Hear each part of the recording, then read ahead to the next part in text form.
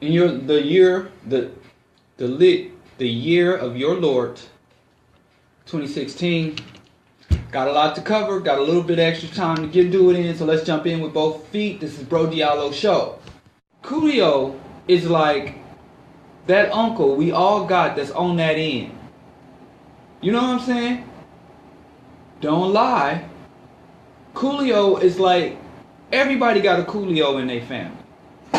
You know, that uncle you can't leave stuff out too long.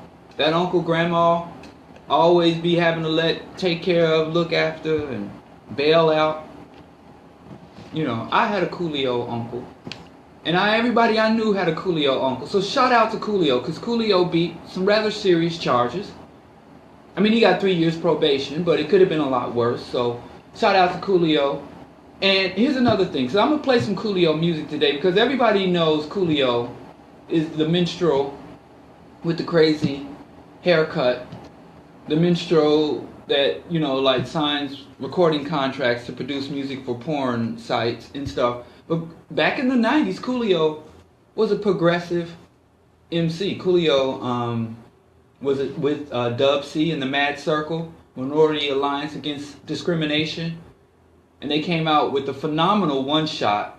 It's the only album I know the Mad Circle put out, called Ain't a Damn Thing Changed. With some very progressive music. I mean, that music really, really spoke to me. And it was a proletarian, an Afro-proletarian, Afro-lumping album. Where they spoke to the struggles of people who were, you know, knee-deep in the thick of poverty, drug war, oppression, you know, fatherless homes, the struggles of single mothers, and they little hard-headed kids. I mean, Coolio really did us a solid back in the early 90s.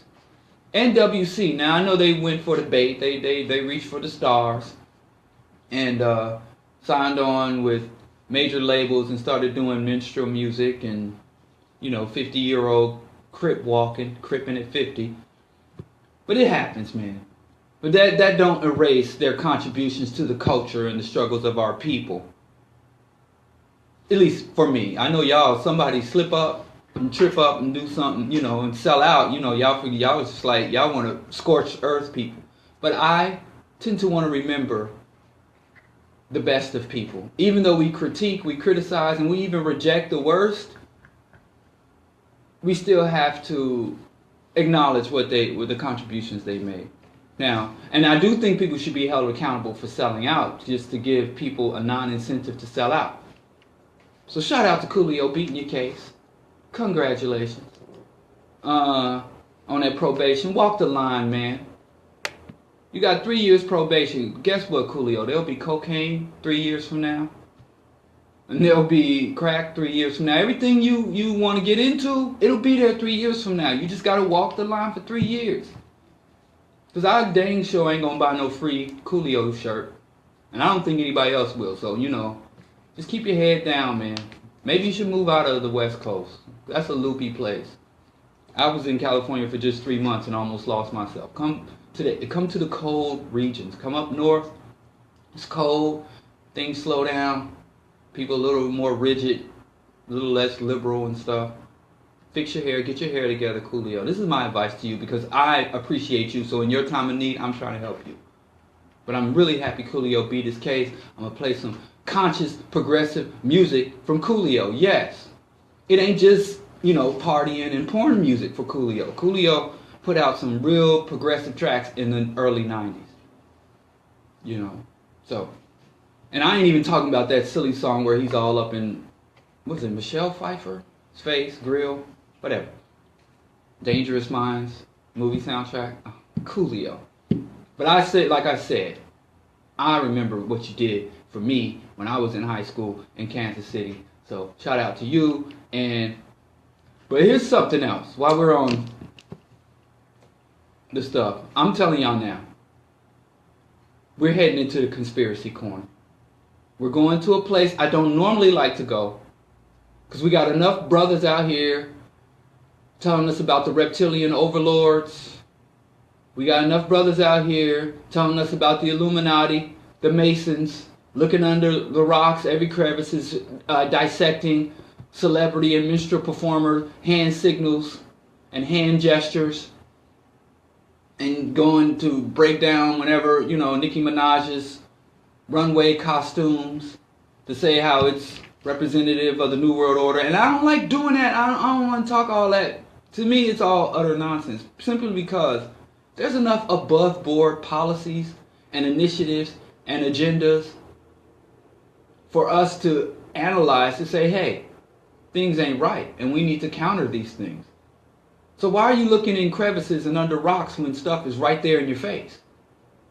It seems like you don't want to deal with the immediate problems, the immediate economic, material, on the ground, tangible, verifiable issues. You don't want to deal with that, so you want to pretend like our problem is supernatural. You don't want to acknowledge that the people who are oppressing us are just men of flesh and bones who sit down, lay out their agendas, execute their agendas, and then rework their agendas when they don't come out all the way. You don't want to pretend like it's that practical. You want to act like these men have some supernatural powers. They go to Bohemian Grove and sacrifice babies and have, what do they call it, Baphomet or Maimon or some other supernatural power. But I'm sorry, that's just not how it works. It's just, there's no supernatural power. It's just literally men sitting down. Men who generally don't even like each other. The Zionist, the Irish, the white Anglo-Saxon Protestant, the New England elites, the Western European elites, the Germans, the Huns, all these different white ethnic groups sit down and say, okay, despite all of our differences, despite all of our internal beefs, here's the larger objective. And these are the resources we need to mobilize in order to reach this objective. So let's just carry it out and execute it. Very rational. Even though you can have an insane objective, but a rational path to reach an insane objective. There's nothing. There's no demons. There's no supernatural forces there. And yes, they do have rituals. Yes, they do have symbols. Yes, they do have secrets. But that's just everything humans do. That's just the nature of humanity. We create symbols and secrets and things. That's just how our mind works.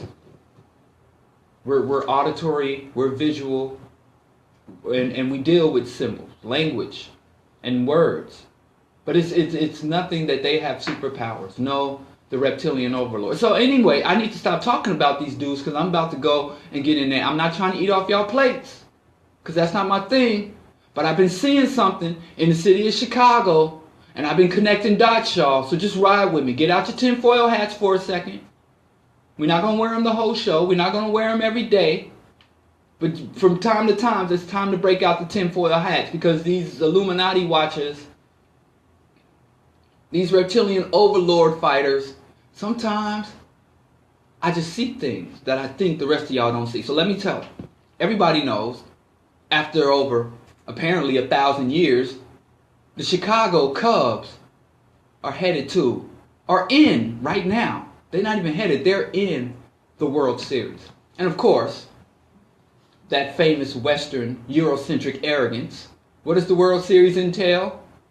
A country that has like 5% of the world's population. And not even all the cities, not even all the major cities in this relatively small country in relationship to the rest of the real world. They don't even have like Kansas doesn't have a pro baseball team. So not all the city, but it's the world. We call it the world.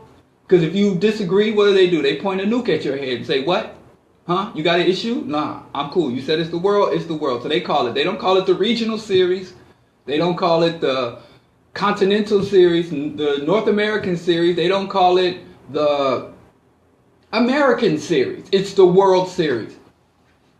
And drone bombs for you if you have the gall to disagree with, because power is the ability to define the phenomenon. So they call it the World Series. I guess that's what it is. Regardless of, how limited it is to get in on this series, to get a team into Major League Baseball and all the licensures and all that stuff. But, okay, it's the World Series. I have an issue with calling it the World Series. because it doesn't even include 10% of the world. It doesn't even include 100% of the United States, let alone the whole world. But anyway, the World Series. The Cubs are at the World Series, and apparently it's been so long. Cubs fans have been suffering for so long. And I'm like, yo, whoop-de-doo, I don't care. Personally, I don't want the Cubs to win because I don't want to live in a city because, as I said before, pro sports teams are parasitic. For all the immaterial emotional stimulation and the fake camaraderie and the fake community and the fake unity that we have. Oh, we like the same team, bruh. Let's chest thump. You know. But yeah, I'm a Mets fan too. Can I borrow $1? I'm a Mets fan too. Oh no, Cubs fan too. Can I have a cup of soup? No. Like, well, then what do we have connecting besides liking the same thing? And another thing. Okay, here's the first thing that's kind of tripping me out. Because when I first moved to Chicago, let me hurry up because I don't want to waste too much time on this. But the first thing when I moved to Chicago, they was like, you black, you live on the south side, and you in Chicago now. So we roll with the White Sox. I'm like, very well. I'm not really that invested. But all I know is, if anybody asks me if I'm in the wrong part of town, and somebody step to me and be like, Cubs or Sox, I'm supposed to say Sox. Comprende. And then I can get a free pass. And anybody from outside of Chicago, if you're black, you come to Chicago, somebody step to you, they ask you that question. It's kind of like if you're in Iraq, under the illegal U.S. occupation, they say Sunni Shiites, you say the wrong one, you could be in trouble. Same thing here. So I went around, and if I ever happened to buy some memorabilia, I would never buy that crap, but if I would come across it, it better be Sox. Sox caps, Sox sweaters, Sox socks. No Cubs, nothing. So I said, okay. But all of a sudden, there's a truce. And a truce. I see black people in Cubs gear all over the south side of Chicago. Spooky, right? That's not the worst of it. That is not the worst of it. See, I've always resented these pro ball chasing teams being named after the cities from which they play from. I think they should be named after their ownership. And the Cubs are owned by the Ricketts family, which is a disease. Ricketts is a disease. The Ricketts family. So I prefer to call them the Ricketts Cubs, not the Chicago Cubs. Because they don't belong to Chicago. Chicago don't profit from them. And Chicago's losing money. Traffic jams and infrastructure, the stress that these ball teams, the Bears, the Sox, the Cubs, and the Bulls, the stress that they put on the city's infrastructure, and this city, the city already, apparently the city ain't broke, but that's the narrative. Again, World Series, they say it's the World Series, you disagree, you get a gun to your head. So they say the city's broke, even though there's a wonderful website, by the way, called wearenotbroke.com. Check it out.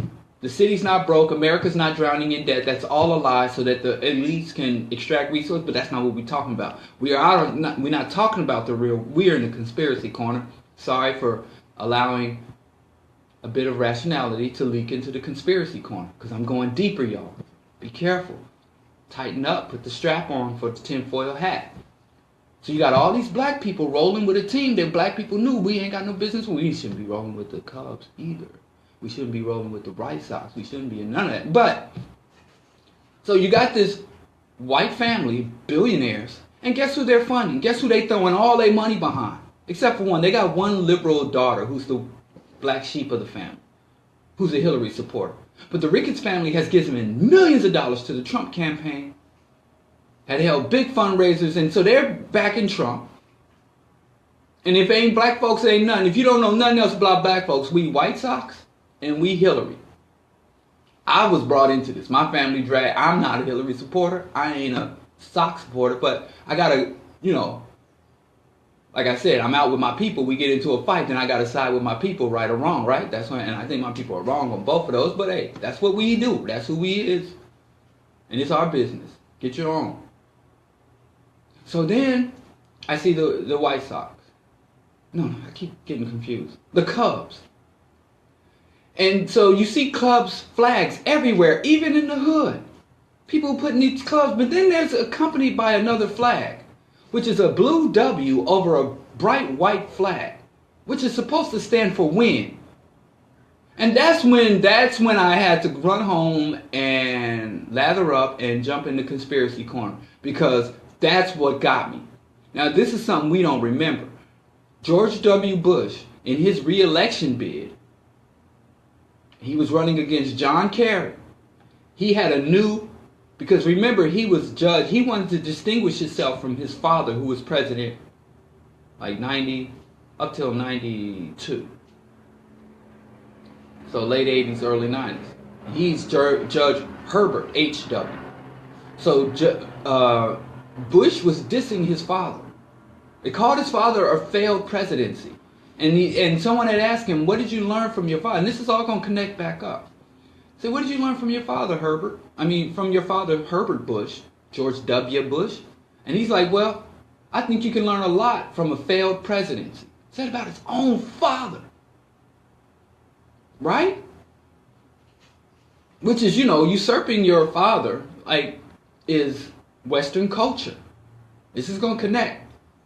So ancestors and the elders, the culture does not respect elders. This is a youth-oriented culture. See what I'm saying?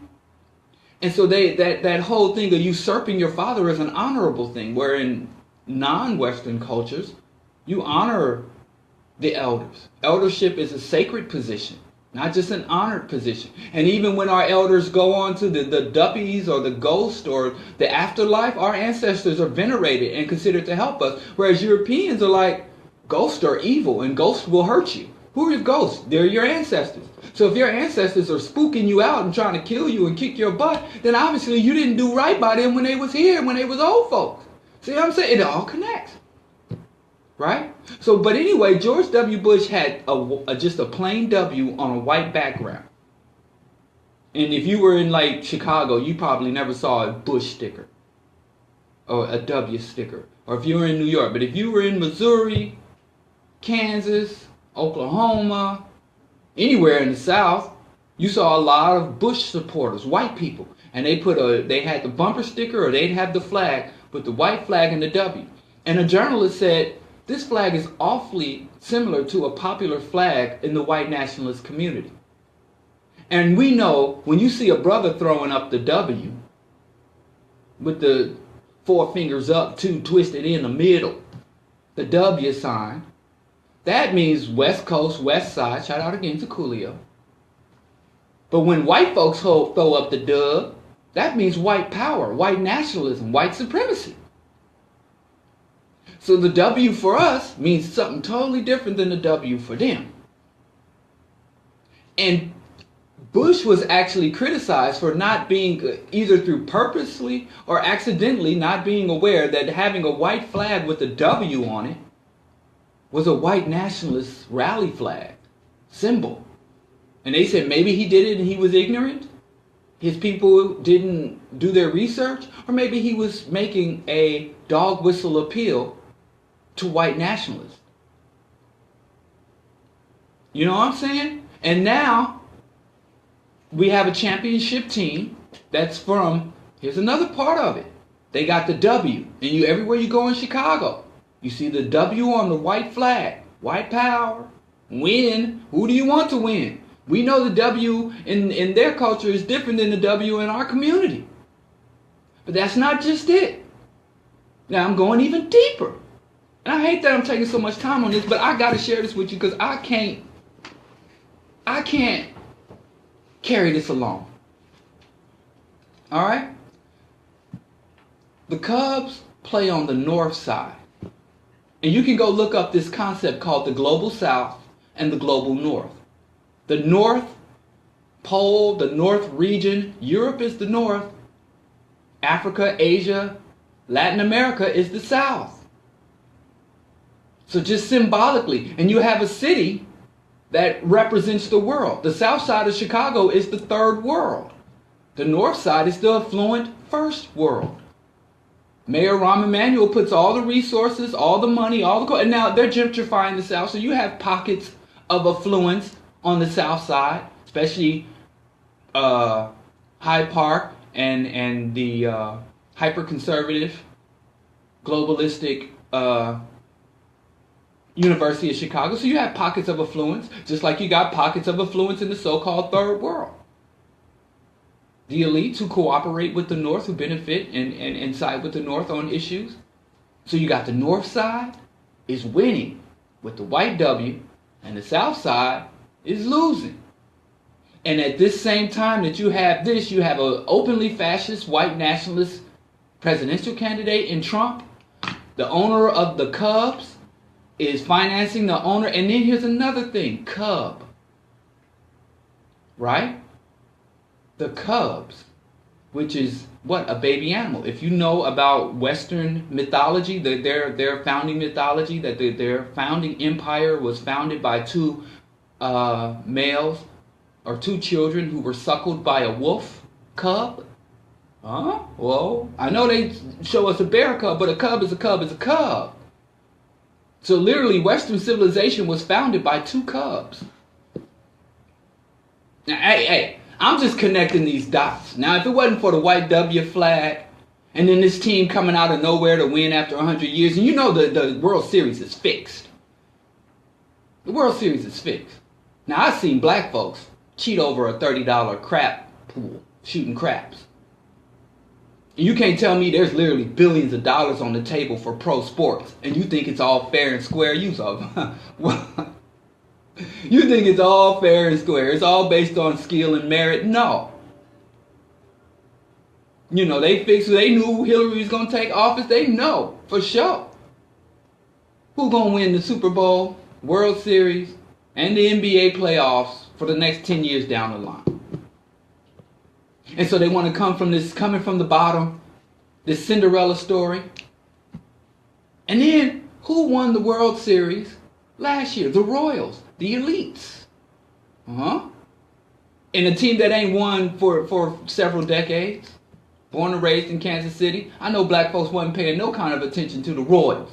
Don't lie. Y'all was Chiefs. Every time the Chiefs was playing, the whole city was draped in red and yellow. But I know y'all wasn't black folks. They was giving away Royals tickets to poor black kids. I went to the inner city schools, and every time I went, they were just making it rain Royals tickets. Didn't nobody want to go, so they give away. Say, hey, give it to colored kids. By the time they giving stuff away to us, you know it ain't worth nothing. Black kids in the Kansas City projects. And we used to go because they had this big spiral ramp, and we'd race up and down that ramp. Never even pay attention to the dang on game. So the Royals, so the elite step up. The Royals, and now we got the Cubs. And what else are Cubs? They're young. Who's the youngest race? Now Africans, we're an ancient people. Asia, China, 5,000-year-old dynasties. But now it is the era of the new, emerging Cubs. And especially you have their founding civilization myth was two Cubs who were nursed by a wolf, Romulus and the other guy, who went to found Greece. The cornerstone of Western ideology, Western identity, Western culture. And this is at the same time you have Black Lives Matter in the streets and black people are rising up. You got the largest movement since the AIM movement, American Indian movement, for the Dakota Access Pipeline. You have non-white awakening all over the world. So this is a shout out. This World Series is a shout out or a rally cry for white power. Now that's my conspiracy. I don't have the facts to back this up. This is just me connecting dots. Call me crazy. But like I said, sometimes I go there. I like to talk about things I can confirm, things that I can validate, support. But this time that flag, man. I keep seeing that W waving in the breeze. And I'm like, whoa. And then I look at who the Ricketts are. I look at the history of the Cubs. I look at the geographical breakdown of where the Cubs is versus where White Sox is, the North, the Arctic cold North versus the tropical South. Because Chicago is basically a microcosm of the earth. The north side of Chicago is the United States, Canada, Western Europe. The south side of Chicago is Africa, Central America, the Caribbean. But then you have like Hyde Park. What's the Hyde Park on the global scale? That's Australia and New Zealand, right? But you got pockets of white power and white influence on the south side. Whoa, right? I didn't put all this together. Oh, yes, I did. Yes, I did put it all together in my mind, but still, whoa, right? Okay, taking off a tinfoil hat. Y'all just marinate on that. Besides, Farrakhan called us all for another march. And I'm proud to say I have avoided all the Million Man marches. Ain't nobody got time for that. Especially when Dr. Clark said marching ain't nothing but a waste of good shoe leather. But he said justice or else. Now, maybe I missed the meeting when they decided when and how they would implement the or else, but I sure don't hear a lot of that boycott talk around these times. I just don't. What's up with that? Because I hear a lot of boycott time when these brothers around Christmas times, when y'all got to buy presents for y'all baby mamas and your offspring. Sure hear a lot of big talk about Black Friday. Oh, it's Black Friday. Oh, you Uncle Tom. Sitting there with your grandma's plate of chitlins and hog mogs in your lap. You sure enough show up at Thanksgiving dinner. But you don't celebrate. Hey, me too. Hey, I'm there eating because let me tell you something. I got a sister-in-law that makes the best vegan cobbler and the best vegan mac and cheese, and she only make it for Thanksgiving. I'm sorry, Native people. I ride with y'all too. When else am I gonna get my vegan cobbler? So, but all I'm saying is y'all awfully black pride, black power, black boycott when it comes to these holidays where y'all gotta do stuff for other people. When you gotta buy something on Valentine's Day, that's a white holiday. When you gotta go do something for somebody else, y'all real boycotty. But when it comes time for your own outlets and enjoyment, that boycott stuff kind of fades. You know, y'all already, where's the boycott talk? I ain't heard nobody say, I ain't even heard nobody talk about young boys or sleeping cots. Y'all don't even want to approach the topic indirectly. Because I was hearing when Black Friday come, all these dudes that are whooping and hollering, because what we got, the NFL, and isn't this like, let me see, NBA is starting, right? When's the Super Bowl? NFL, I don't know who's playing. I know right now it's the World Series. And I thought football started, but I heard some basketball chatter too. And I know baseball started in the summer, so we got to be, overlapping. Whatever it is, I ain't heard none of these black nationalist cats talk the boycott talk. I ain't heard none of these, Million Man marchers talk that or else talk. And we still got atrocities going on. They still banging out black hashtags, unarmed black people brutalized, mutilated, crippled, or murdered by the cops. Ain't heard nobody say boycott. But guarantee, I swear to you, soon, I got a caller. See, this could be the Illuminati. Caller, you're live. State your name or alias and where you're calling from. And if this is Illuminati, I'm sorry for exposing your Super Bowl, but somebody had to tell it. What's up, brother? Diallo, Charles Martin. Oh, Charles, okay. Man, I thought you was the Illuminati calling to reprimand me for breaking down the conspiracy behind the White World series. Not at all, brother. I wanted to add something to your point. Okay, let's hear it. Man, I'm in the South, and I really want to touch on the sports thing, man. I really believe that, we already know that today's sport has its roots in Roman gladiator combat, which was pretty much a means to control the masses and get them, keep them from rising up and actually dealing with real stuff. Yes, bread and circuses. South, this is football country, SEC country, ATL Falcons country, and you've touched on this before, but I just wish that these brothers would ride with their black nationality the same way they ride with these Falcons, so these Alabama Crimson Tides, bro, or Ole Miss. You know what I mean? I just wanted to say that, it's like, if you ever see the NFL draft, they have the, what they call the combine, where they basically strip all these black men down to their skinnies, and it's reminiscent of a slave auction. Yes. So it's really palpable, the direct connect with physical bondage and chattel slavery to today's NFL and NBA and what have you. So I just wanted to, chip that in, man. Well, And, I'm in agreement with you, bro. You know what I mean? Like, I'm the Illuminati for all I can. You know what I'm saying? right. Right You know on. what I mean? But yeah, man, love the show, Diallo. And, man, keep up the good work, bro. You the other, man. Right on. Hey, man, weren't you supposed to send me some music? Bro, I just finished it up. I'm getting it mastered this weekend, bro. I got a Black Power album I'm trying to put out, bro. Right. So you're gonna be one of the first people that you and Brother Charles Shields, y'all are kind of like I look up to y'all, man. I appreciate the knowledge, you know what I mean? Listening to y'all gets me thinking, and it stimulates, parts of my brain that I don't pay attention to. So, man, big up to y'all, man. Keep doing the good work, man. Appreciate it. Appreciate it, man. All right, I'm looking forward. Yeah, man. It's got to be FCC friendly, man, but I'm looking forward to helping get some more progressive music out here. Yeah, man, let's do it, man. I checked out your link on that Wise Intelligent. It was live, bro. Right? Right? He's the Benjamin Button of hip-hop. You know what I'm saying? Yeah. He's been putting out albums since the 80s, and he's looking younger. What's up with that? Yeah, you gotta just rhyme flows, man. Just dope flows. I don't know. There's something in it. Something in that Trenton, New Jersey. He called it New Jerusalem. There's something in that water, man. Besides lead, cadmium, and mercury, something else, something good in that water. Shout out to Wise Intelligent. And his beautiful wife, and his brilliant children. Yeah. Yes. Without a doubt, bro. But hey, man, I'm on the plantation right now. Oh, and you better to get back to it. You better meet that cotton quota, bro. You're gonna get us all in trouble. You already know, bro. You gotta have 50 pounds in that sack at the end of the day. Yeah. And then we all might get it. All right, bro. I really appreciate you, man. Peace. All right. That's validation. I'm not crazy no more. I feel Brother Martin. And, he said Charles. That's King Dita.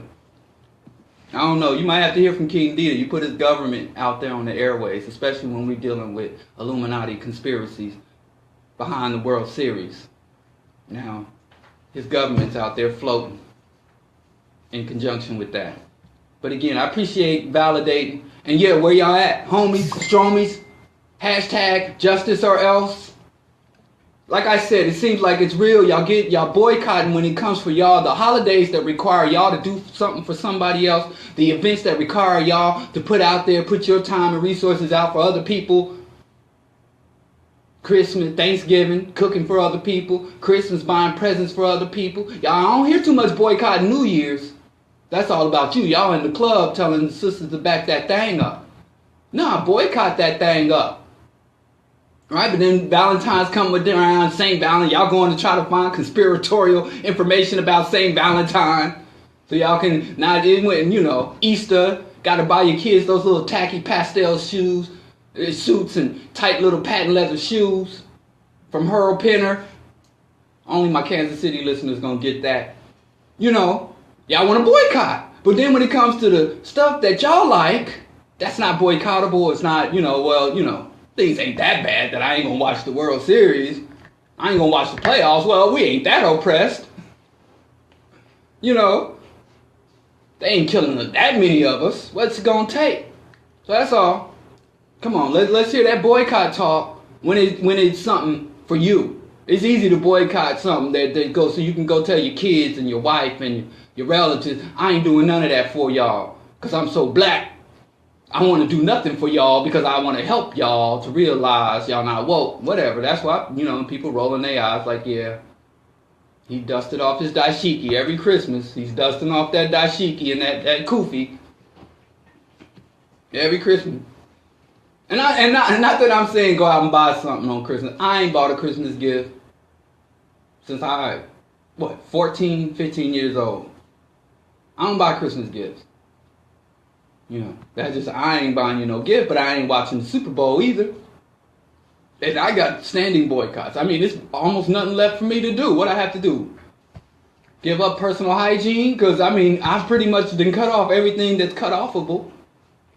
And even the things I still indulge in, I try to do it in a way that puts as little resources into the system as possible. And it ain't just because I don't have many resources, because even if I had resources, I would still not put them into the system.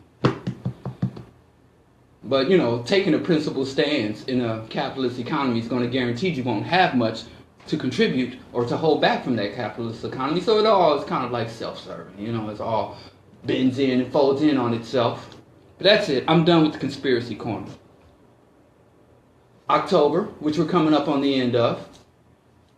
I mean, this is Monday will be my last October broadcast, but that's Halloween. And but I want to talk about, because October is the 50th anniversary month of the founding of the Black Panther Party. That's what I want to talk to and go into some detail. And I know everyone's celebrating. There's a new Panther documentary, and a lot of the Panthers are being brought out. The ex-political prisoners of the Panthers are on tour. But I want to do more of a critical evaluation. What the Panthers stood for, their methodology. I want to review Sunday Diallo Show's great assessment. Basically, 5 things the Panthers did right, the 5 things the Panthers did wrong. I want to walk down the 10-point plan step by step to see how viable it was, whether or not it's still an overall viable agenda, or what can we do to rework it. Or do we just trash the whole thing and come? Because, you know, you got a lot of time warp revolutionaries who just think if we could just repeat everything Garvey did, step by step, we'd be good. The unimaginative new Black Panther Party, who, you know, have fully embraced and inculcated the aesthetic and the rhetoric of the Panthers, but none of the planning, none of the research, none of the academic elements of the Panthers. Just all the demagoguery and rhetoric. So there's a lot of issues. So I just want to take a different look, because I think the Panthers, which are getting their just due in recognition, but I'd like to take a more academic approach. So we're out of the conspiracy corner, and we're going into another thing, and then while we're talking about court cases, Kevin Gates just got jail time, 180 days. So there's justice in America. No, there isn't, but hey, we can pretend. Kevin Gates apparently kicked a young lady in the chest while he was on stage in front of cameras. And I'm going to tell you, I utterly despise Kevin Gates. And I can't name one of his songs.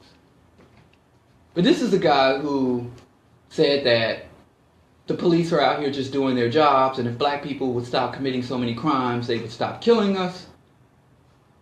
This is a guy who has promoted and bragged about everything from bestiality, trying to coerce his woman, I don't know, into bestiality. This is a man who has not only engaged in incest, but bragged about engaging in incest. I mean, how could it be a bigger scumbag than Kevin Gates? And for some reason, he gets a pass. I mean, everybody jumped down, and maybe, because as far as I know, he's relatively popular. It's like, is it that people don't know who this guy is? By the time I know his name, he's got to be pretty well known, because I just don't know that much about modern folk.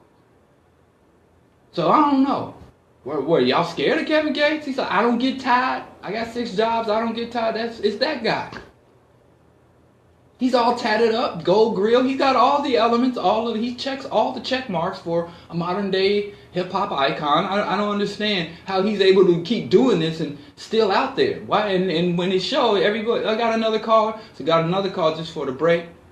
So let's start. Caller, you're live on the Bro Diallo Show. State your name or alias and where you're calling from. So this is King Dina. Oh, you're calling to check Brother Martin for putting your government out there? No, I don't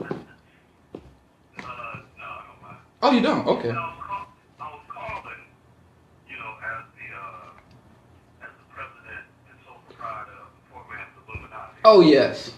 Yeah, because you were exposed through analyzing your hand signals and your stances that you were, in fact, an active and engaged member of the Illuminati. And I believe it was Ital that exposed you. Right. The poor man's Illuminati. And Ital is the one who exposed you. Right.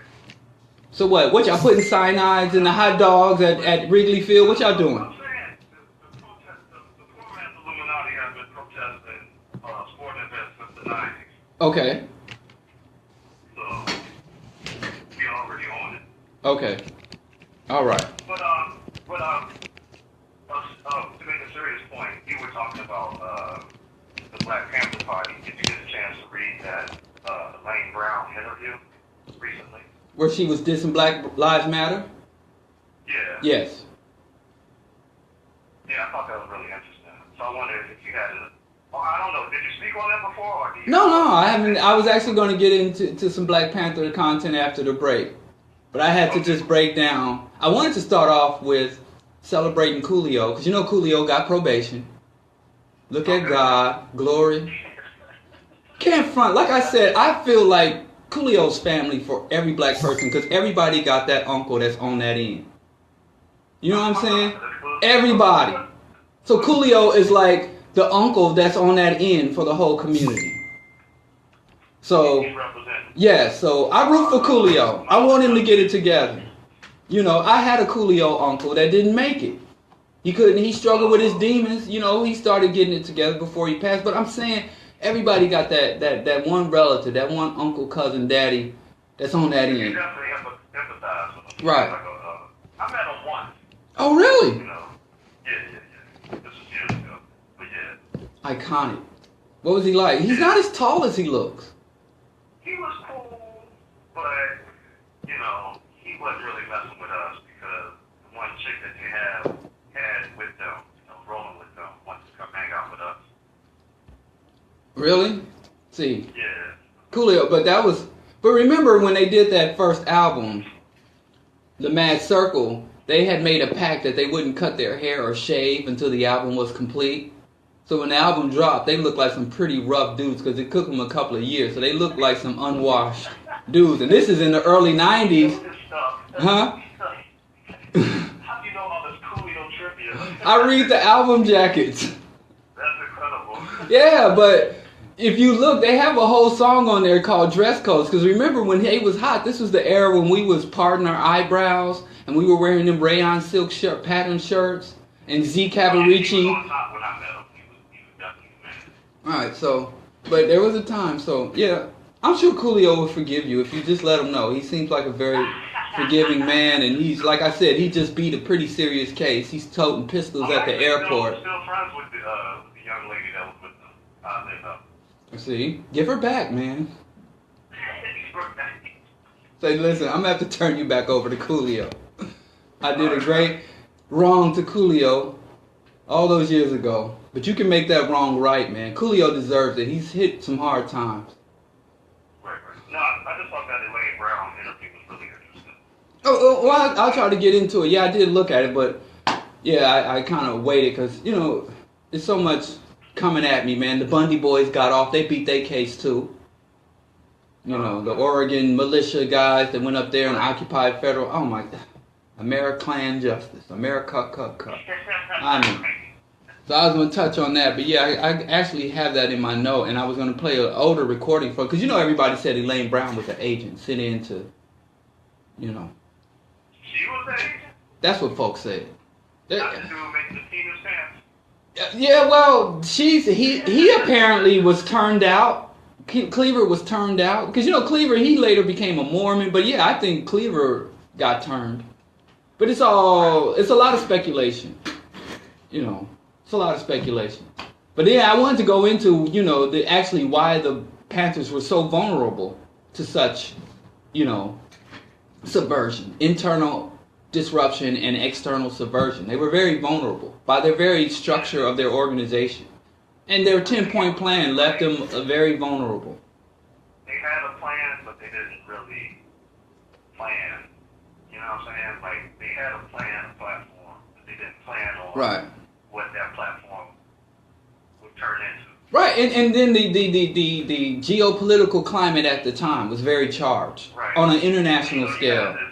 This really, you know, serious rhetoric, but then once that rhetoric is put on stage, it's like, right, and you're dealing with over it, really want to shoot back at the cops, you know what I'm saying? Right, and you know, you toting guns aesthetically. Many of those guns weren't even loaded. But yeah, that's why I think a lot of times we can't just idealize these movements. Not even Garvey or Malcolm X. We have to critically because, review. We look at the imagery, the propaganda of the movement. They look cool. They look powerful. Exactly. You know? Yeah. Which was an asset. You gotta organize. You gotta debate. You gotta, you know, exactly. have the intellectual thinking. That's the part that people don't really look at. Yeah. Yeah. Well, but and the proof is in the pudding, you know. But like I said, the Panthers gave us some magnificent icons: George Jackson, Fred Hampton, Absolutely. you know, Asada Shakur, Pete O'Neal. Carmichael. Yeah. So shout out to the Panthers. But we gonna have to chop up, you know, just take a critical review of the round table elements, the back room elements, the agenda elements. That's one of the things we have a problem with, taking critical things. Yeah. We don't, we have a lot of sacred cows. Yeah. That we don't want to, disturb. That we need to slaughter and render and grind up. All these sacred cows. That's my position.